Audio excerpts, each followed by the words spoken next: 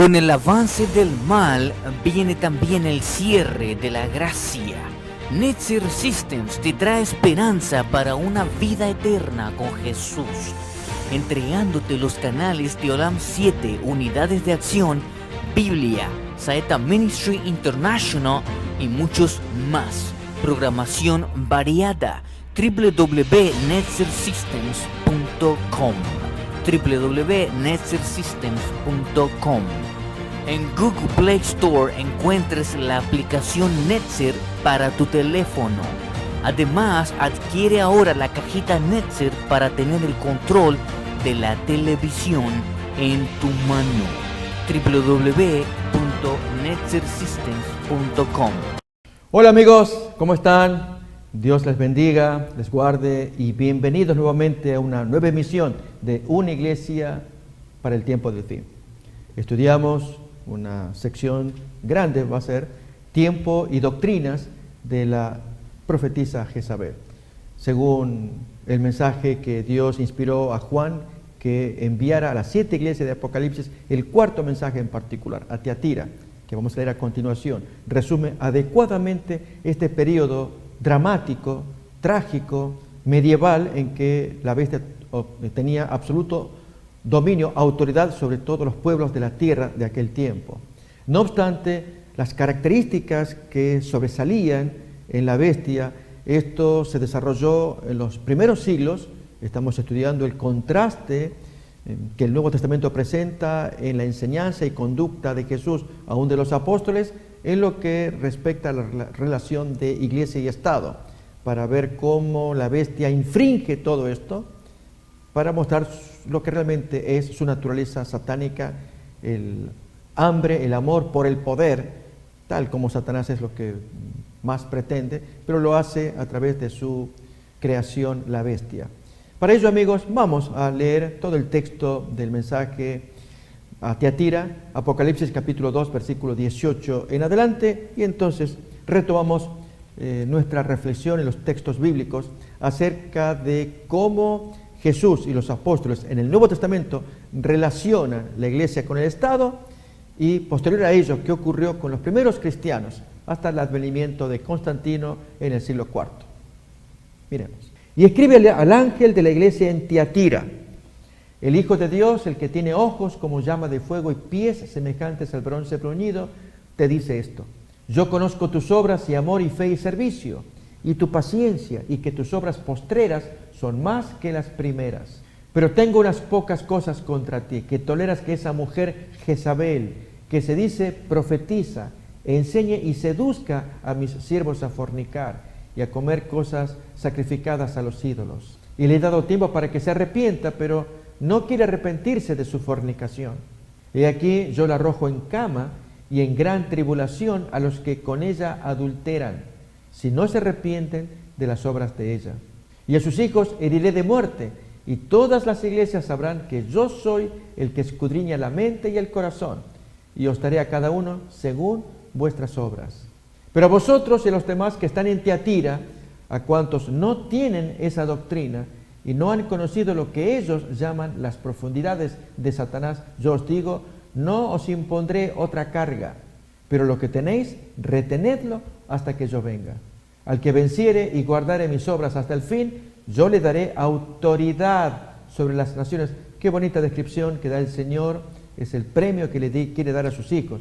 Y el primero es autoridad, que es por la que la bestia más anhelaba, más hambre tenía durante su hegemonía, tener autoridad sobre todas las naciones. Aquí Jesús se la concede a los vencedores, y las regirá con vara de hierro, y serán quebradas como vaso de alfarero, como yo también la he recibido de mi Padre, y le daré la estrella de la mañana.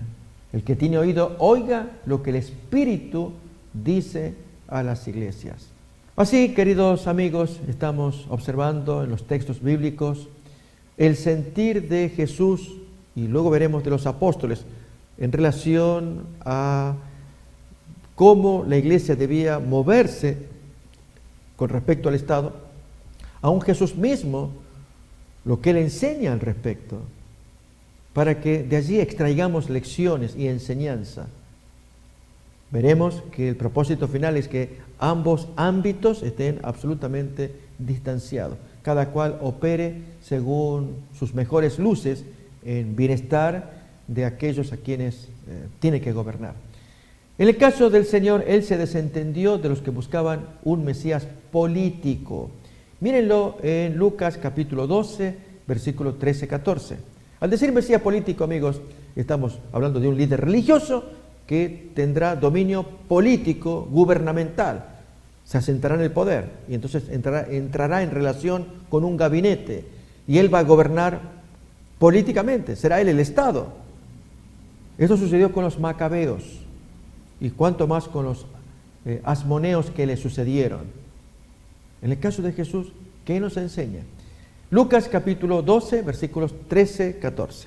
Le dijo uno de la multitud: Maestro, di a mi hermano que parta conmigo la herencia. Pero él respondió: Hombre, ¿quién me ha puesto sobre vosotros como juez o partidor? ¿Qué creen que soy yo? Amigos, qué contraste. De veras, yo les animo que ustedes puedan latir como este servidor. Qué contraste con los dictados papales de Gregorio VII. Los hemos leído y hasta uno se ve tentado de repasarlos otra vez. 27 axiomas que están allí enunciados en la página de Wikipedia con el título Dictatus Papae. Cuando allí este señor, por el año 1075 de la era cristiana, contra el emperador Enrique IV de Alemania, claramente él pone que él es el juez que pone y quita reyes. Él tiene la autoridad de deponer. Nadie lo puede juzgar, pero él juzga a todos. Y él decreta que la iglesia nunca erró ni nunca va a errar. Y aquí Jesús nos está diciendo: ¿pero quién me puso a mí por juez? Yo no soy juez de estas cosas. Yo no soy el partidor. Ustedes busquen los lugares donde haya que partir la herencia. Amigos, qué interesante. El maestro, que tiene todo el poder para hacerlo, de hecho lo hará cuando venga como Rey de Reyes y Señor de Señores. Pero mientras tanto, su función, su reino es el reino de la gracia, no un reino político. ¿Recuerdan las palabras que Jesús le dijo a Pedro? Mete tu espada, Pedro. ¿No sabes que tengo 12 legiones de ángeles que vendrían a socorrerme? Pero si hago esto, ¿cómo se cumple la Escritura? O sea, el Señor tiene su reino, 12 legiones de ángeles, una legión por cada uno de los discípulos que lo estaban abandonando en ese momento. Pero el maestro venía con un plan, un propósito, que se lo lega a la iglesia, que continúe el plan hasta la segunda venida. ¿Cuál es? Promover el mensaje de Jesús Salvador. Llevar adelante el plan de salvación. El Señor moría por nuestros pecados, resucitó para nuestra justificación, fue llevado al cielo e intercede para que se nos perdonen los pecados. Y la iglesia, su función no es ser juez, es promover el mensaje de Jesús. Cuando la iglesia perdió de vista su misión, yo voy a invitarles, amigos, que miremos la misión que Jesús se lo otorga a Pedro, cómo Pedro describe ante Cornelio en Hechos capítulo 10. El ángel le había dicho a Cornelio que hiciera traer a Pedro, que tenía palabra divina para Cornelio. Cornelio citó toda su familia.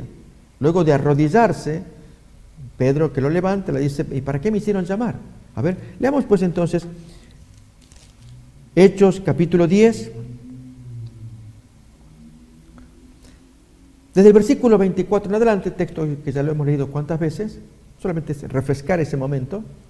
Al otro día entraron en Cesarea y Cornelio los estaba esperando, habiendo convocado a parientes y amigos más íntimos.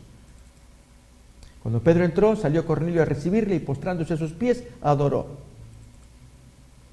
Pedro lo levantó. Noten, amigos, esa es la misión de la iglesia: corregir errores. Estás haciendo mal, a mí no me adores. Pero aquí que la bestia hace exactamente lo contrario. Busca que todos le adoren. Esto tiene que quedar bien claro, queridos amigos, que estamos aprendiendo, escuchando, leyendo estas historias. Yo mismo también soy hombre, levántate. Y hablando con él entró y halló a muchos que se habían reunido. Y le dijo, vosotros sabéis cuán abominable es para un varón judío juntarse o acercarse a un extranjero, pero a mí me ha mostrado Dios, en esa visión de los animales inmundos, que a ningún hombre llame común o inmundo. Por lo cual, al ser llamado, vine sin replicar. Así que yo pregunto, ¿por qué causa me habéis hecho venir? Entonces Cornelio le explica, hace 4 días que a esta hora yo estaba en ayunas y a la hora 9, 3 de la tarde, mientras oraba en mi casa, vi que se puso delante de mí un varón con vestido resplandeciente, es decir, un ángel. Y dijo, Cornelio, tu oración ha sido oída y tus limosnas han sido recordadas delante de Dios. Envía pues a Jope y haz venir a Simón, el que tiene por sobrenombre Pedro, el cual mora en casa de Simón, un curtidor junto al mar, y cuando llegue él te va a hablar, hazlo llamar. Así que luego yo envié por ti, y tú has hecho bien en venir. Te lo agradezco, Pedro, que has venido. Ahora pues, todos nosotros estamos aquí en la presencia de Dios para oír todo lo que Dios te haya mandado.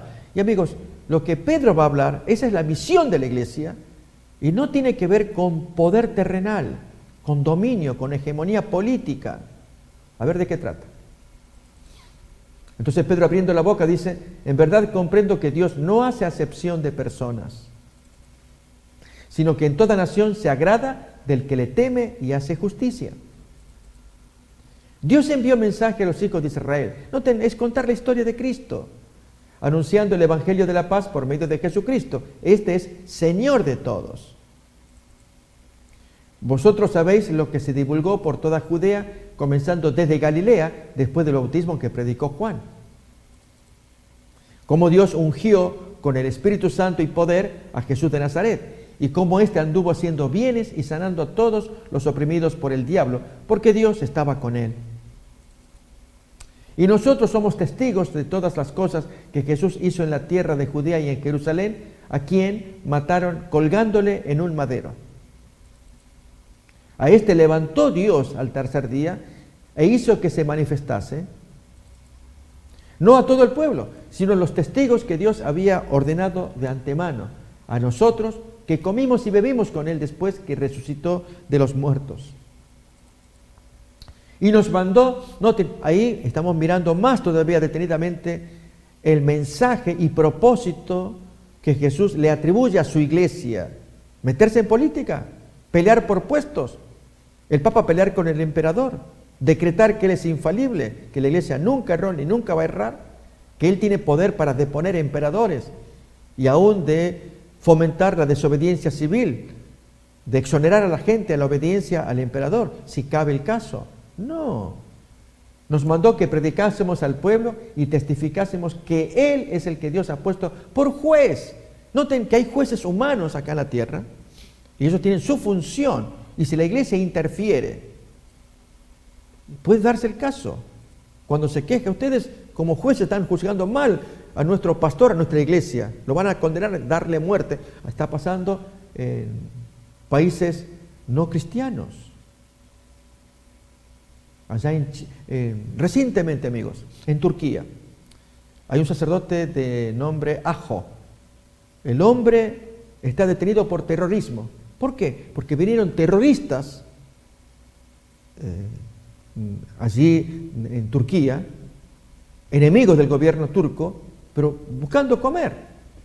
Y nos hace acordar, amigos, a David, cuando él fue a buscar comida en Nob, en una ciudad de sacerdotes. Bien, así ocurrió con estos terroristas que fueron al sacerdote Ajo, que él es párroco allí de una ciudad católico, y entonces él dio de comer.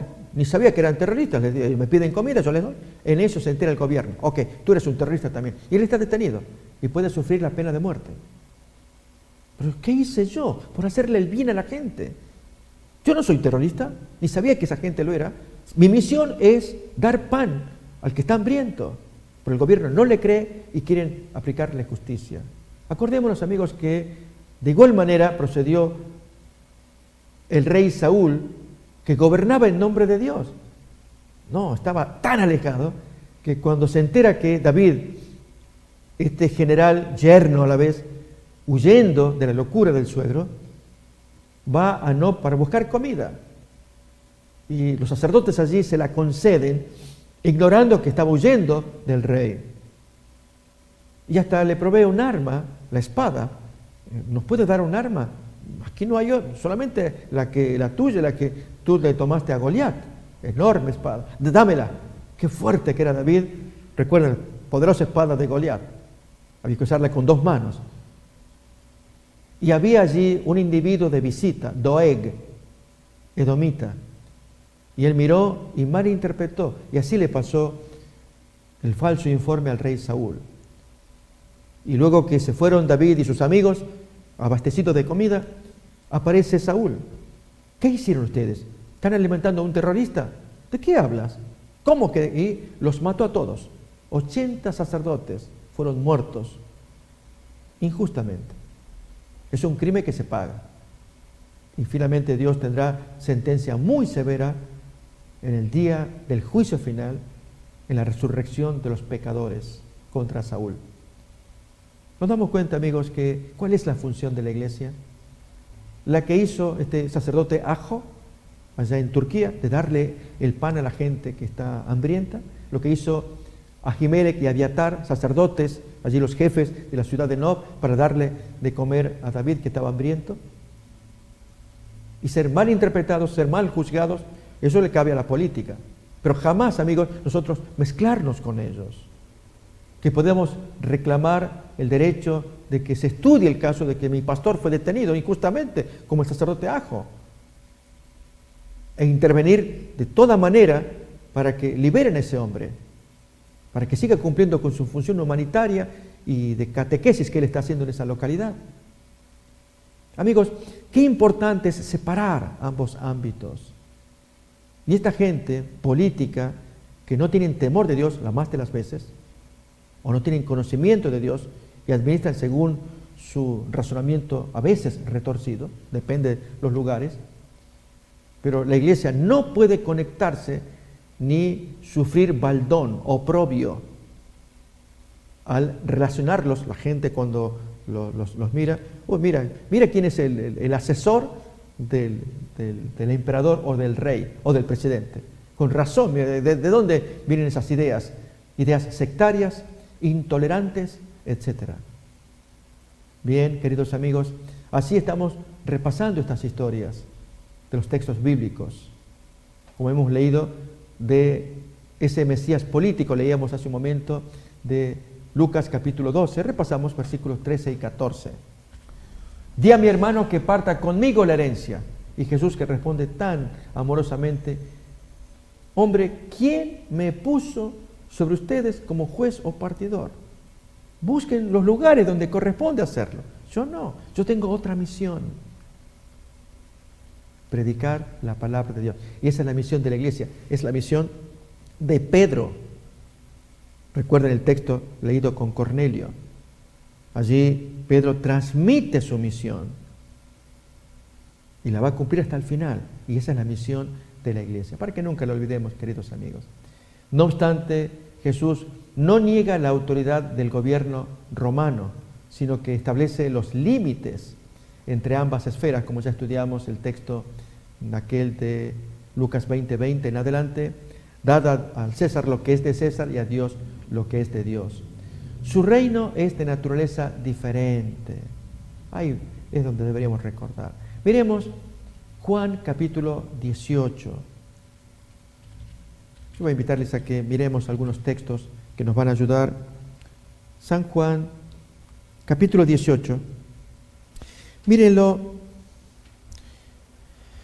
desde el versículo 31 en adelante. Entonces les dice Pilato, tómenle ustedes y júzguenle según la ley de ustedes. Y los judíos dicen, a nosotros no se nos está permitido dar muerte a nadie, para que se cumpla la palabra de que Jesús había dicho, dando a entender de qué muerte iba a morir, muerte de cruz. Y esa muerte solamente la daban los romanos, ellos crucificaban a la gente. Entonces Pilato volvió a entrar en el pretorio y llamó a Jesús y le dijo, ¿quién eres tú? ¿Eres rey de los judíos?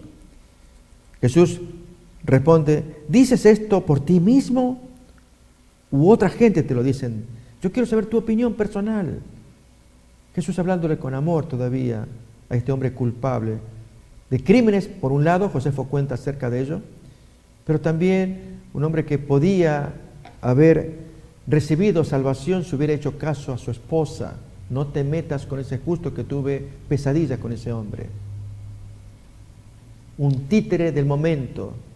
Su convicción le decía que lo tenía que soltar. Había odio y envidia de parte de sus captores, los judíos. Su conciencia decía algo, pero las acusaciones eran otras.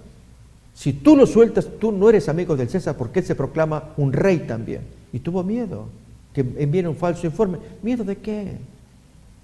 Él no tiene, como gobernador representando a Roma, poder para desarmar esa asamblea. Y sigue el diálogo. Miremos pues entonces a Jesús con Pilato. Versículo 35, Pilato responde, ¿soy yo acaso judío? Tu nación y los principales sacerdotes te han entregado a mí. ¿Y qué has hecho? Jesús responde, mi reino no es de este mundo. Si mi reino fuera de este mundo, mis servidores pelearían para que yo no fuera entregado a los judíos. Pero mi reino no es de aquí. Amigos, esta es la clave. Nuestro reino, nuestra autoridad, nuestro señorío, queremos ser jefes y gobernantes, ya va a llegar el turno. Jesús se lo dijo a la iglesia de Tiatira, yo te daré autoridad para que juzgues a las naciones y las quebrarás como vaso de alfarero, las regirás, ya llegará el momento. Aún más en los momentos dramáticos que viene, se aproxima la muerte, tiene más palabras para con Pilato. Leamos. Nuevamente, Juan capítulo 18, versículo 37 en adelante. Pilato dice, luego entonces tú eres rey. Si eres de otro mundo, eres rey. Tú dices que yo soy rey. Yo para esto he nacido. Mis amigos, estas son palabras claves. El maestro vino con un plan, vino con un propósito, vino con la misión de revelar al Padre, revelar un plan de salvación, vindicar la voluntad de Dios, la ley de Dios, y morir por todos nosotros. No mezclarse con política. Si ese es nuestro líder, nuestro amo, nuestro Dios, ¿qué hace el vicario del Hijo de Dios mezclándose con Enrique IV, peleando allí con sus 27 axiomas contra Enrique IV? O en el año 800, León III, el Papa ungiendo como rey a Carlomagno, tema que ya vamos a mirar. Por eso, amigos, estos textos van a ser claves para entender la misión de la Iglesia, palabras de Jesús, de los apóstoles luego, y así en los primeros siglos, cómo lo entendió la Iglesia, que mientras estaba siendo perseguida era bueno para que no se tiente con la política. Pero venido Constantino, se dio vuelta todo, amigos, y era una gran tentación continuar ligados a Cristo, ya no más persecución, o como Constantino pues los invitaba a que vengan a dialogar con él, que recuperarían los puestos, sus patrimonios cristianos que habían trabajado para sobrevivir. Tenían sus estudios, sus posiciones, pero el delito era ser cristiano, por lo cual quedaron proscritos, echados. Pero ahora se recuperaba todo gracias a Constantino. Y uno podía acceder, ¿ok? Van a devolverme mi propiedad, mi casa, mis dineros, mis posesiones, mi puesto de trabajo que tenía en tal parte. Muy bien. Pero además de eso, quiero que estén conmigo acá. Y entonces ahí es donde, amigos, el plan de Constantino era unificar la religión. Yo quiero decirles, amigos, este servidor que habla acá es adventista del séptimo día. Y si alguien propusiera, mire pastor, usted habla en la televisión, en fin, lo escuchamos, y tiene unos planteos, y sabe que lo está llamando el Mayor de Los Ángeles. Y quisiera que podamos dialogar para que usted fomente esos valores que usted tiene de su religión. Imaginemos, permítame volar con la imaginación nomás. Y entonces allí pues me dicen mis amigos y hermanos que me rodean, pastor, tenga cuidado porque su misión es predicar. Sí, hermano, pero me están invitando que si yo puedo dar unas charlas allí, van a reunir a los ediles, a los concejales, a los departamentales de salud, valores morales, etcétera, etcétera, porque al mayor se le ocurrió. Y amigo, puede sonar interesante. Ese es el postulado del mayor. Pero el mío, si yo concibo la idea de Nabucodonosor, de imponer mi credo, ¿recuerdan a Nabucodonosor? Leíamos en el capítulo 3 de Daniel, que cualquiera que blasfeme contra Jehová sea descuartizado. No, eso lo hizo Nabucodonosor, pero que un cristiano quiera imponer su credo a otros, no, amigos, jamás, jamás. Que estoy seguro de mis convicciones, absolutamente, y por eso las predico, las enseño. Pero cada cual tiene derecho a creer lo que quiera. Y aún así quiere seguir ateo, corre por su riesgo y cuenta. ¿Quién soy yo para imponer? Entonces la función que tenemos, tanto la política, yo hablé del mayor, una ilustración, y la mía como predicador, es conocer nuestros deberes cívicos y morales. Y especialmente en la faz moral hay un Dios que, de acuerdo a la revelación bíblica, anuncia que Él viene en la segunda venida y viene ya para terminar con su juicio que ya comenzó de acuerdo a Apocalipsis capítulo 14, 7. Temed a Dios y dadle gloria porque la hora de su juicio ha llegado. Por lo tanto, así como Pedro le predicó a Cornelio, los apóstoles predicaron a lo largo de los siglos, apóstoles y la iglesia.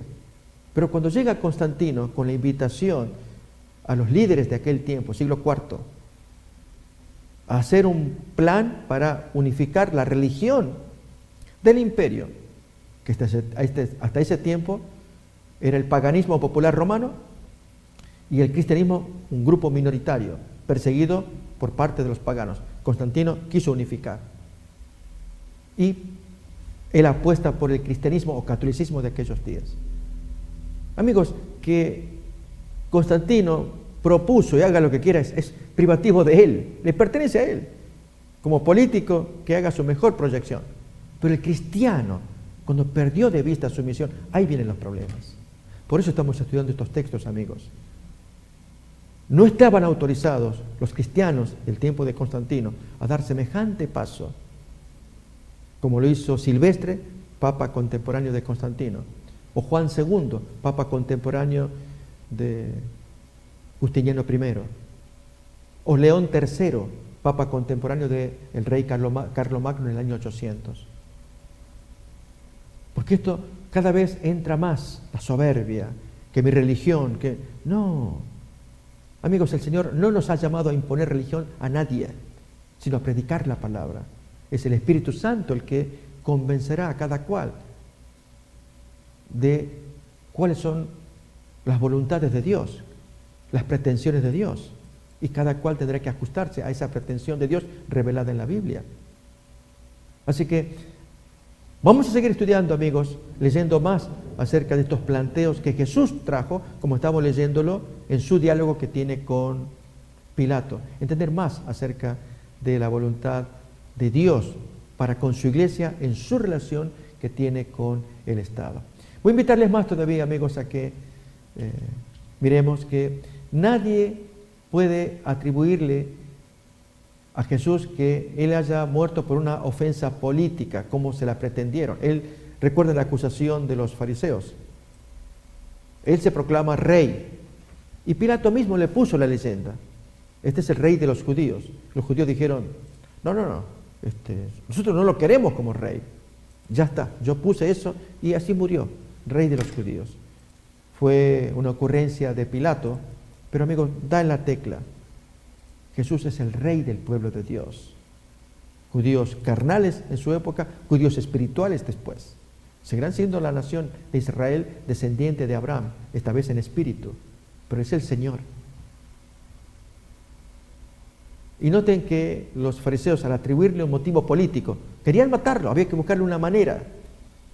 Él se proclamó rey, así que solamente tenemos un solo rey que es el emperador de aquel tiempo, negando entonces la soberanía de Dios lógicamente, merecían ser castigados. Y lo fueron pocas décadas después con la destrucción del santuario y de la población. Pero hasta aquí estamos mirando, amigos, que nuestro Señor se abstuvo de meterse con la política. Jesús no era un revolucionario o un incendiario, como la mayoría de los movimientos terrenales. Recuerden que esta fue la confusión que trajo el mismo Gamaliel. Hechos capítulo 5, 34. Cómo comparó a Jesús con movimientos políticos terrenales, con agitadores vulgares. Teudas, Judas Galileo. Jesús también, otro agitador. No se entendió la misión. Así les fue. Y sobre todo, más culpables porque eran expertos en Biblia, expertos en profecía. No la discernieron. Leamos un texto más, amigos, que nos vaya ayudando a entender estas cosas. En Daniel capítulo 12, versículo 10. Muchos serán limpios y emblanquecidos y purificados. Los impíos procederán impíamente y ninguno de los impíos se entenderá, pero los entendidos comprenderán. Con esto, amigos, deducimos que el Estado no es divino, ni la Iglesia es mundana. La Iglesia no es una institución política mundana. Está en el mundo, pero no forma parte del mundo. Recuerden que Jesús así lo enseñó en San Juan capítulo 17. Podemos leer versículo 14 al 18. Forma parte del mundo para ser levadura del mundo, para que predique el mensaje, no para que sea levadura en la faz política. Yo les he dado tu palabra y el mundo los aborreció, porque no son del mundo, como tampoco yo soy del mundo. No ruego que los quites del mundo, sino que los guardes del mal. Y si se meten en política, van a quedar ensuciados con el mal de la política. Por eso es que la advertencia es guardarnos del mal, es precisamente cuídense de meterse en un ambiente muy corrompido, como es el ambiente político, donde hay promesas, falsas promesas, incumplimientos, hay amenazas, hay aduladores, cuánta cosa horrible en un ambiente en el que algunos hasta incluso se postulan queriendo modificar. Es el caso hasta de pastores o sacerdotes que allí se postulan para ser el nuevo alcalde, el nuevo gobernador, etc. Amigos, Dios nos ha llamado para ser sal o levadura en este mundo, para modificarla para bien, con nuestro ejemplo. Mírenlo como lo expresa Mateo capítulo 5, versículo 16. Así alumbre vuestra luz delante de los hombres, para que vean vuestras buenas obras y glorifiquen a vuestro Padre que está en los cielos. ¿Se imaginan a un pastor metido en política y que la gente puede decir, miren las buenas obras, para que glorifiquen viendo las buenas obras?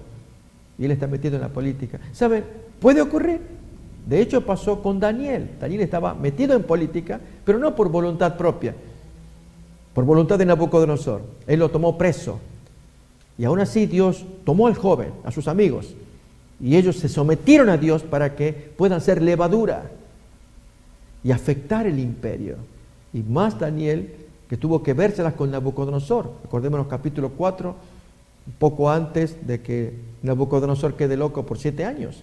Y cuán valiente él le habló. O qué decir de Daniel hablándole valientemente al rey Belsasar, Daniel 5. Él no tenía temor de decir las cosas.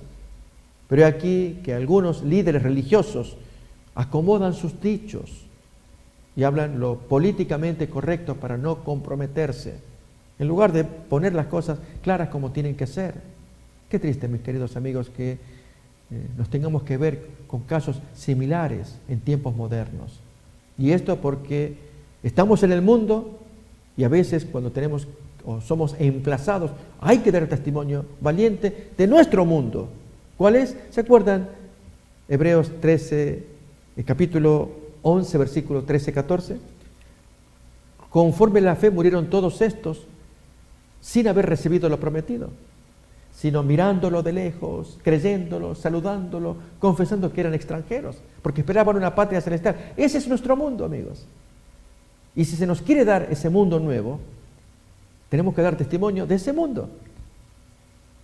Y por lo tanto, el testimonio de una persona convertida, limpia, que espera que el Señor ya se lo traslade. No puede andar en mentiras, en engaños, traiciones, en decir cosas políticamente correctas, señalar el pecado donde corresponde hacerlo, como Juan Bautista en sus días.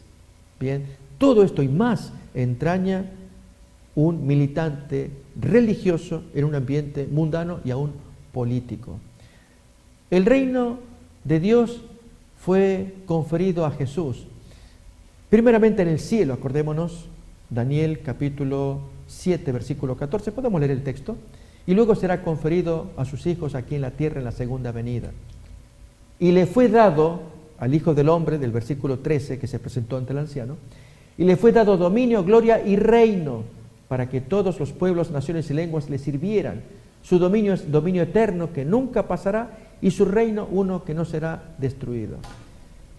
Bien, ese reino del Señor no se impondrá antes de la segunda venida, sino en ocasión de la venida del Señor, en quien, evento por el cual Jesús entrega la hegemonía o la autoridad, como hemos leído de Teatira, se le entrega a sus hijos para que ellos gobiernen.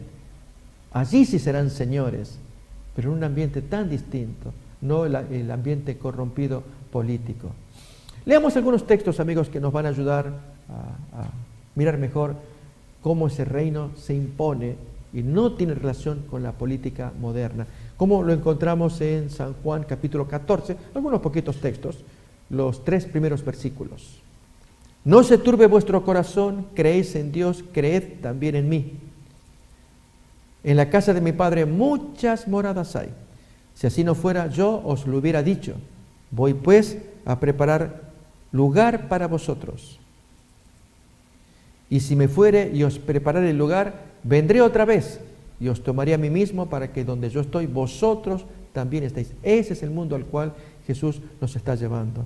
También leamos Hechos capítulo 1, versículos 6 al 8. Entonces los que se habían reunido le preguntaron diciendo: Señor, ¿restaurarás el reino a Israel en este tiempo? Y él les dice: no os toca a vosotros saber los tiempos o las sazones que el Padre puso en su sola potestad. Pero recibiréis poder cuando haya venido sobre vosotros el Espíritu Santo, y me seréis testigos en Jerusalén, en toda Judea, en Samaria y hasta lo último de la tierra. Notemos que el reino de Dios que había sido conferido a su Hijo se lleva a cabo primeramente en el cielo, como leíamos en Daniel capítulo 7, versículo 14, y luego se impone en la tierra no antes de la segunda venida. Miremos otro texto también, como es Hebreos capítulo 10, versículo 13. De ahí en adelante hasta que sus enemigos sean puestos por estrado de sus pies. Notemos entonces que no se impone todavía el reino de Jesús en la tierra, por lo tanto no tiene relación con movimientos políticos, humanos, terrenos, y en consecuencia la iglesia no participa en ellos. El reino de Jesús se establecerá, su reino, después de la segunda venida aquí en la tierra. Todavía más, miremos Apocalipsis capítulo 19, versículos 11 en adelante. Entonces vi el cielo abierto y aquí un caballo blanco, y el que lo montaba se llamaba Fiel y Verdadero, y con justicia juzga y pelea. Sus ojos eran como llama de fuego, y había en su cabeza muchas diademas, y tenía un nombre escrito que ninguno conocía sino él mismo. Estaba vestido de una ropa teñida en sangre, y su nombre es el Verbo de Dios. Los ejércitos celestiales, vestidos de lino finísimo, blanco y limpio, le seguían en caballos blancos. De su boca sale una espada aguda para herir con ella a las naciones. Notemos que el reino de Jesús se abre de las naciones, no participa del gobierno de las naciones. Él viene a gobernar a las naciones, y Él las regirá con vara de hierro, y Él pisa el lagar del vino, del furor y de la ira del Dios Todopoderoso. Y en su vestidura y en su muslo tiene escrito este nombre: Rey de Reyes y Señor de Señores. Bien, pasamos al versículo 19 en adelante. Y vi a la bestia. Notemos, estos son los reinos de la tierra que se reúnen, los reyes de la tierra, sus ejércitos, se reúnen para guerrear contra el que montaba el caballo y contra su ejército. Y allí el Señor participa imponiéndose sobre sus enemigos, versículo 20. La bestia fue apresada y con ella el falso profeta que había hecho delante de ella las señales con las cuales había engañado a los que recibieron la marca de la bestia y entonces reciben su correspondiente castigo. Es decir, aquí en la tierra la iglesia debe cambiar al mundo por la espada, pero es la espada del Espíritu, con el poder de la verdad, no mediante la espada material. Miremos algunos textos como es Hebreos capítulo 4, versículo 13. Esta es la espada que la iglesia tiene que utilizar para cambiar el mundo. No hay cosa creada que no sea manifiesta en su presencia, antes bien todas las cosas están desnudas y abiertas a los ojos de aquel a quien tenemos que dar cuenta. ¿Y cómo darán cuenta estas gentes ante el juez? Por medio de la palabra citada en el versículo anterior. Porque la palabra de Dios es viva y eficaz y más cortante que toda espada de dos filos y penetra hasta partir el alma y el espíritu.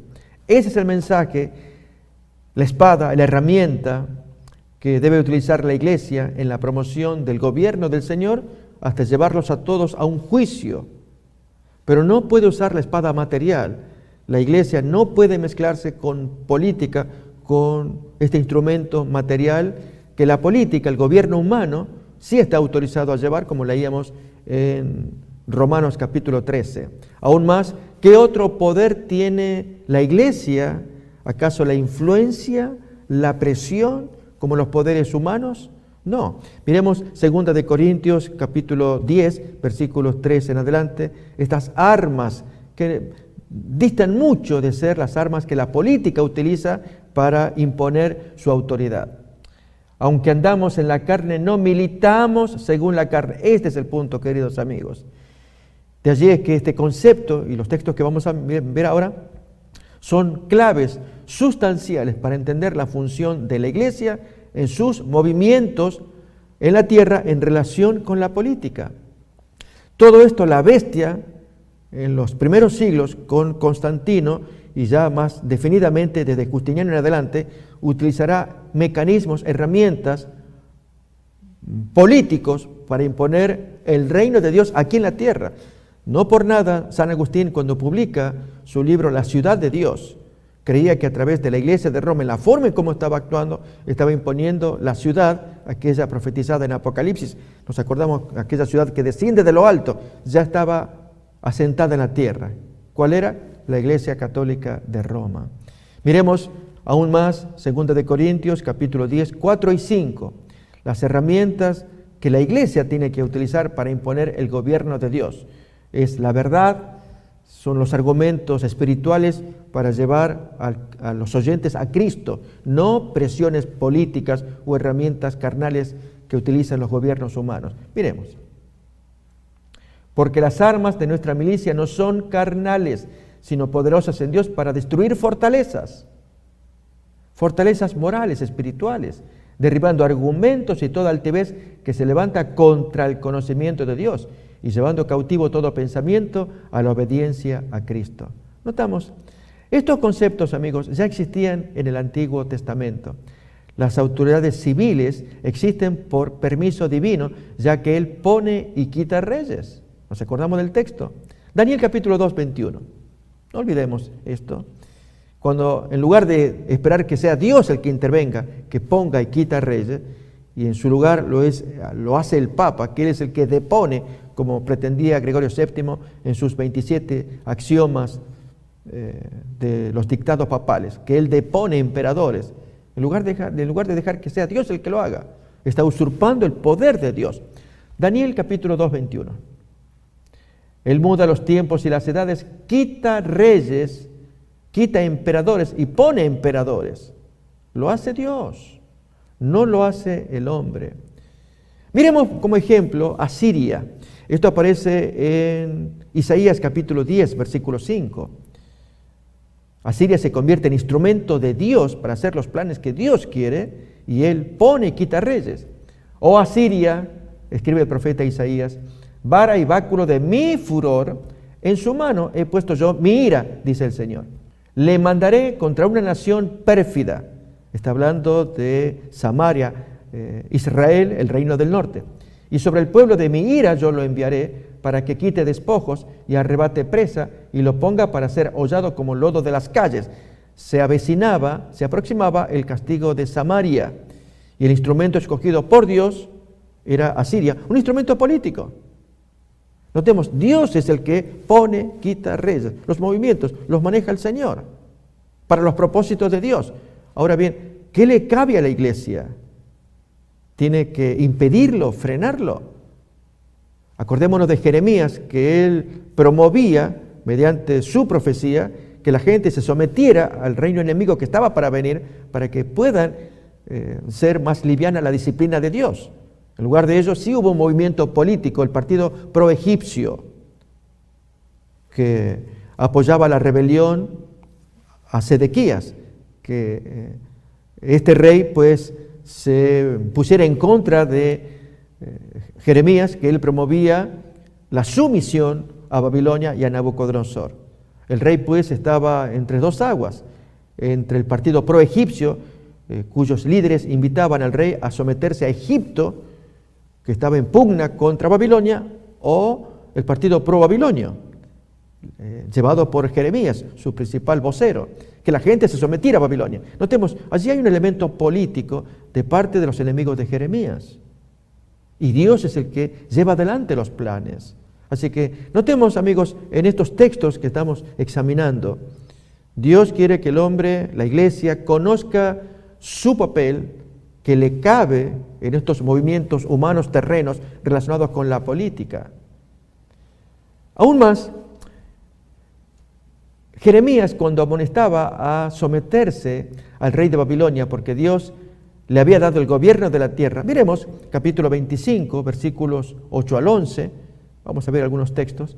Él aconsejaba a los cautivos procurar el bienestar de la ciudad opresora, como ya leíamos en Jeremías 29, texto que ya volveremos a leer. Pero leamos ahora Jeremías 25, versículos 8 al 11. Por tanto, así dice Jehová de los ejércitos, por cuanto no habéis oído mis palabras,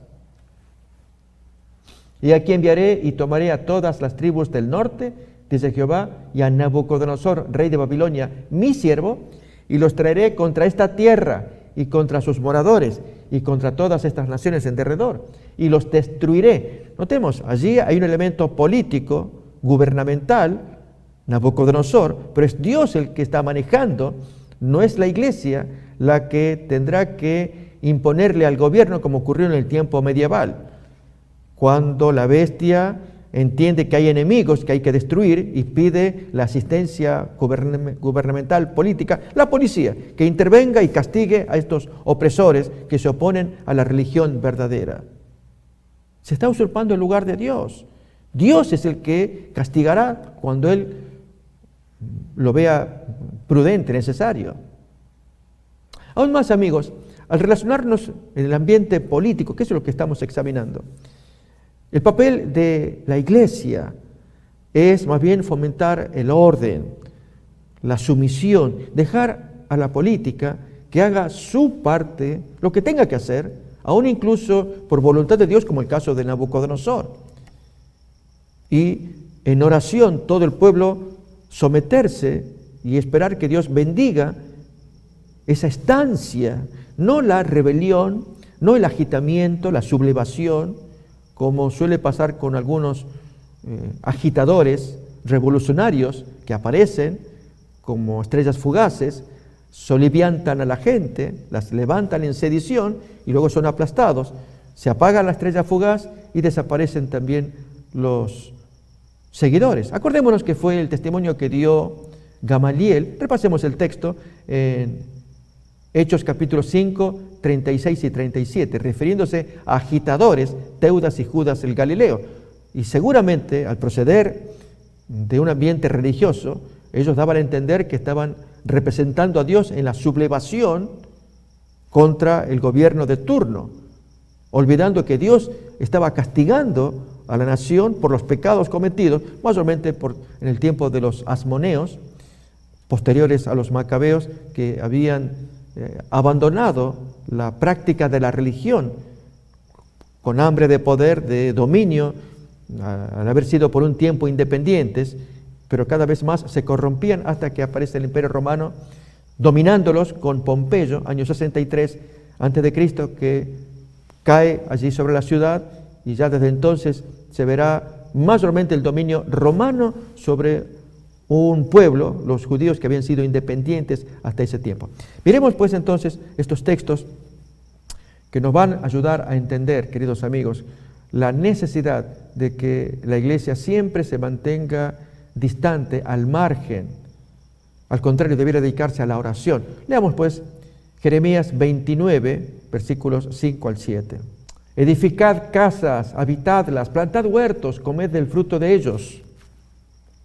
Casaos, engendrad hijos e hijas, dad mujeres a vuestros hijos, dad maridos a vuestras hijas, para que tengan hijos e hijas, y multiplicaos ahí y no os disminuyáis. Notemos, es una forma de promover el reino de Dios aún en el extranjero, llevando una vida decente, ordenada, dando a entender el tipo de conducta que ellos tienen, aunque luego se levantarán falsos rumores, como ocurrió en tiempo de Amán. Acuérdense, él levantó acusaciones falsas de un pueblo disidente que molesta, perturba con sus prácticas y sus leyes. Aquí Dios enseña lo contrario. Vivan ordenadamente dentro del territorio donde les toca estar. Pero si se levantan sediciones, allí hay problemas. Leamos también para confirmar el texto de Gamaliel 5, 36 y 37. Hechos 5, 36 y 37. Porque antes de estos días se levantó Teudas diciendo que era alguien. A este se unió un número como de 400 hombres. Pero él fue muerto y todos los que le obedecían fueron dispersados y reducidos a nada. Y el siguiente texto hablará de Judas el Galileo. Recuerden, en ambos casos, estamos diciendo, al proceder de un ambiente religioso, daban a entender que eran o profetas o agitadores religiosos para traer la paz de Dios mediante maneras que no son las armas del Señor, que hemos leído en 2 de Corintios 10, 3 al 5. Armas espirituales, no carnales. Bien, queridos amigos, estos son ejemplos que nos dan a entender la naturaleza de la relación que hay entre la iglesia y la política, entre la religión y los dignatarios, los líderes políticos. El Señor quiere que se mantengan separados. Vamos a mirar más textos y probar estos argumentos para ver claramente cómo la bestia violó todo ello por instigación satánica. Así, queridos amigos, animamos a que hagamos de la Biblia, de estas historias del Antiguo y Nuevo Testamento, nuestro sostén para entender la relación de iglesia-estado, la separación que debe haber y también la participación de la iglesia en los movimientos de la ciudad, del estado, no como un movimiento agitador, revolucionario, que quiere imponer alguna situación humana, temporal, terrenal, sino más bien promoviendo el estilo de vida separado y exaltando los mandamientos de Dios para que los hombres, como dice el texto de Mateo 5, 16, glorifiquen a Dios al ver las buenas obras que se manifiestan en el pueblo de Dios. Amigos, gracias por acompañarnos. Deseamos vernos en la siguiente emisión. Hasta entonces, que Dios los bendiga. Encuéntranos en nuestras redes sociales, Olam Metro en Facebook y YouTube, Olam 7 Los Ángeles en YouTube, Saeta Ministry International en Facebook y YouTube. Además, en la web www.olam7.tv, www.olammetro.com, www.saeta.ga, www.saeta.ga. El fin ya viene.